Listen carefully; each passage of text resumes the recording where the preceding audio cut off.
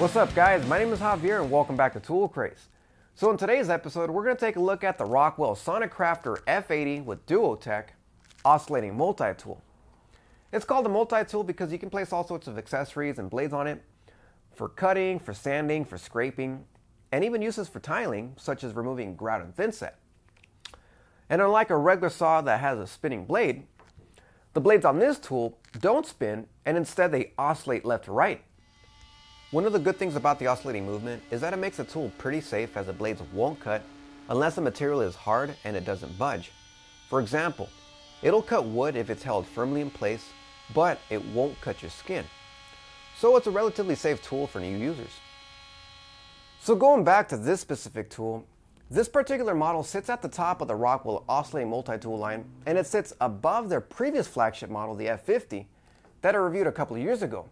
So basically this newer F80 model is the upgraded version of the F50, and of course it does share a lot of things in common with the previous model. The new model basically looks the same as the previous model as it has the same overall shape, it has the same variable speed dial near the back, which I wasn't crazy about on the previous model, and nothing's changed on the new model. And this is because it's hard to grip and to turn the wheel to the desired speed. It also has the same toolless blade change system that Rockwell calls Hyperlock. Although it is a toolless blade change system, it's nowhere near the best I've tried. So far the best system out there is the Starlock system where the blade changes are basically done in an instant with very little effort. And there's no pin to replace or to lose. This Hyperlock system is basically a latch and pin system as you have a latch and a removable pin to change blades, but in my opinion it's actually a downgrade to other latch and pin systems because it requires more work to change out blades. With a regular latch and pin system, you pull on the latch to disengage the pin, it either pops out or you pull it out, then you replace the blade, reinsert the pin, and then you close the latch and you're done. On the Rockwell models, you have to pull on the latch, then you have to rotate the latch a bunch of times to release the pin, and if you have an open-ended blade like the ones that Rockwell makes, you don't have to completely remove the pin to install a blade, as you would this way. But if you have a closed-end blade, then you do have to remove the pin all the way, which means even more spins on the latch. You pull out the pin, then you replace the blade, as so. You reinsert the pin back in its spot. Make sure it goes in its spot like that. Then you tighten the pin by rotating the latch till you can't tighten it no more, which is right about here. Then you close the latch, but as you can see here, most of the time the latch doesn't fall in its correct place when you close it. But you don't have to worry as you can just rotate it into place and then shut it. And the good thing about the latch being in the closed position, like in this spot, is that it doesn't affect the tightness of the pin as you rotate. That's only when it's in the back position, back here. But as you can see, it was a great deal of work having to replace the blade. Well, actually it wasn't a whole bunch of work, but it is more work than other toolless blade change systems out there. But personally, if I had a choice, I would much prefer going with the Starlock system first, or a more traditional latch and pin system. And in my opinion, this Rockwell Hyperlock system is very similar to the old school hex key and bolt system because you still have to manually tighten the blade mount. Although it is a slight step up in the sense that you don't have to worry about losing your hex key, but you still have to worry about losing your pin. And the same goes with other latch and pin systems. I also noticed that you have to make sure to tighten the latch as tight as possible, otherwise the system will fail and lose grip of the blade. This happened to me once and the blade became loose and smacked me in the hand. Luckily I didn't get injured, but this is potentially dangerous. The new model also has an LED light on the front, which is one light instead of two compared to the older F50 model. And I like this feature back then on the F50 and I'm still enjoying the light on this new model, since most of the time I use a multi-tool is in poor lighting conditions. The previous F50 multi-tool had impressive performance for a multi-tool, and this was thanks to a strong motor and a large 5-degree oscillating angle that made for very fast cutting. The new F80 model follows in the F50's footsteps with equally strong performance and the same large oscillating angle for super fast cutting. So even till today, no other multi-tool I tried out matches the cutting speed and the raw performance of the F50, except for the F80, which has the same performance. I will say that the F80 has a 4.2 amp motor, which is slightly more amps than the 4 amps on the F50 model. But in testing, I felt that the F80 performed about the same as the F50 model and gave the same strong performance that's been unmatched up to this point for the multi-tools I've tried out. So even though this has better performance than the other multi-tools that I've tried out, with the exception of the Rockwell F50, which basically has the same performance as this model, I don't want you guys to assume that this model has the best cutting performance out of all the multi-tools, period. Keep in mind that I haven't tried them all. So far, the ones that I have tried out, starting off with the corded models, I've tried out the Bosch MX30E, the Bosch GOP4030, the Fine FMM350Q, both models, the original one and the newer one, the Starlock. I've tried out the Rockwell F50 and the Harbor Freight basic multi-tool. And as far as cordless models, I've tried out the Milwaukee M12 multi-tool and the Makita 18-volt multi-tool. There's obviously way more multi-tools out there, and one that potentially has better cutting performance than this model would have to be the Dremel 7-amp multi-tool with the same 5-degree oscillating angle, which I would assume gets you better cutting performance, faster cuts than this model, since it does have almost double the amps. Although it's hard to say how much better or if it is better than this model without trying out the other model. All I can say is that this F80 model has the best raw cutting performance out of all the other multi-tools that I've tried out so far. Although the 5-degree oscillating angle makes for super fast cuts, it might be too much for delicate work.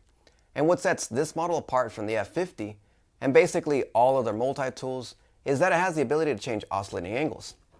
It has 2 oscillating angles to choose from, hence the name Duotech, which gives you the max 5 degrees and also a more traditional 3.4 degree angle, which slows down the cut speed drastically, but is said to give you better control. Personally, I don't see much use for the smaller oscillating angle, as all it seems to do is slow me down, and I can control the F80 just fine even on the 5-degree angle. But I'm sure the smaller angle will be good for beginners. So it has better cutting performance than other models that I've tried out. Does this mean that this model is better overall than other models? I'm pretty sure most of you guys are going to want to know which model is better, this or the Bosch and Fine corded models. Well, let me put it to you guys this way. If you want to brag to your friends that your multi-tool cuts faster, then yes, the F80 model is definitely better. But when it comes to other things like refinements, considering vibration, the Bosch and especially the Fine corded models will offer you much less vibration. While this F80 model doesn't have the worst vibrations out there, it does vibrate a good amount. And I'm going to recommend you guys wear gloves when operating this thing, unless you guys don't mind that tingling feeling in your hands after just a few minutes of use with this. Then there's a blade change aspect to consider. And I'm just going to go ahead and say it. I'm not a big fan of the one on this model. So in that sense, I'd pretty much rather go with any other latch and pin multi-tool, or the best system so far is a Starlock mount. And what's great about the Starlock mount is that blade changes are in a snap. Literally, they just snap on and they snap off. It's that quick. So what I don't like about this particular model is that turning and tightening to get it on, and then you have to untighten to get them off. It's too much work. And then if you don't tighten it all the way, there's always that risk of the blade becoming loose and you can injure yourself or you can damage your workpiece.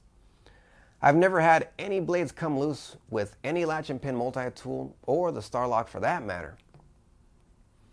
So the only one time I did have a blade come loose on me was with the old hex key and bolt system, but it was the same thing, I just didn't tighten it all the way. But that's the thing about a latch and pin system such as this one, is that it's supposed to be way better than the old school hex key and bolt system. I also want to mention that Rockwell came out with new carbide tip multi-tool blades. Thing is that most multi-tool cutting blades have the cutting teeth as the same material as the rest of the blade, and they don't last that long. But the carbide tip blades have carbide teeth, just like what you would expect with a circular saw blade. The blade itself is one type of metal, while the actual teeth are carbide, which is much harder, and this helps them last much longer. So they have new regular style blades with the carbide tips, which are designed for cutting metal, but they can also cut wood. Although you're better off getting wood blades with longer teeth for wood cutting. Rockwell also came out with carbide tip semicircle grout blades. These have carbide grit and are great for removing grout. So if you want to remove grout to remove tiles or you need to regrout, these are perfect for this application. Then they also have carbide grit tipped triangle rasp, and these are perfect for removing leftover thin set from when you remove tiles. I wasn't able to test these out as I don't have any projects that require me to remove grout or tiles, but I did try out the metal cutting blades when I cut multiple nails for testing.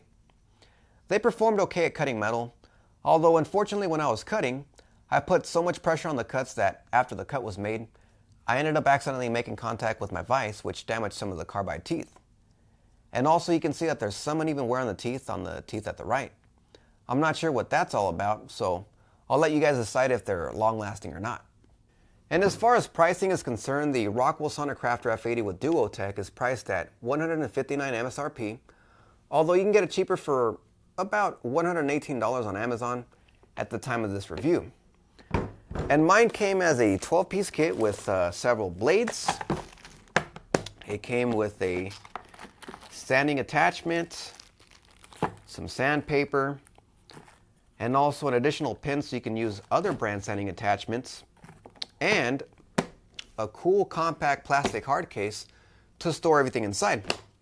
And as far as the blades are concerned, the carbide tip metal cutting blades are $20 a piece or $30 for a 2-pack. The semicircle carbide grip blades are about $9, and so are the triangle rasps. So that's pretty much it for this video, and I hope you guys enjoyed it. Don't forget to give this video a big thumbs up by liking this video. Subscribe if you haven't done so already, and follow me on social media over at Facebook, Twitter, and Google+. And also on the Tool Craze website, that's www.toolcraze.net. And you're missing out on a lot of content if you're not already a regular visitor. I have daily content on there such as tool news, where you're going to hear about the latest tools that are coming out. There's also tool deals, and also tool reviews you won't see here on this YouTube channel. And there's daily content on there every weekday, so make sure to check out the website often. Alright guys, thanks for stopping by, and I'll see you guys next time.